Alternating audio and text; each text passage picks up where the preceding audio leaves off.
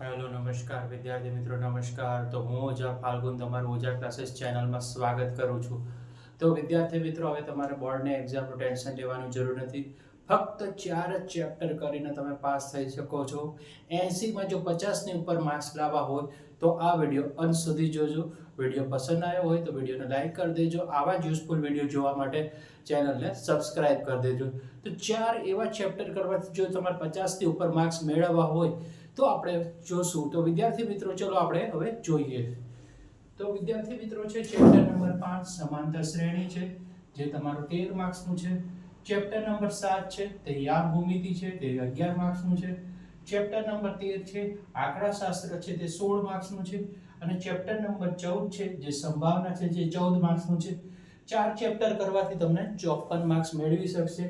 તો 80 માંથી 54 marks 4 chapter કરવાથી મળી શકે. તો આવા જ યુઝફુલ વિડીયો જોવા માટે ચેનલને સબસ્ક્રાઇબ કરી દો.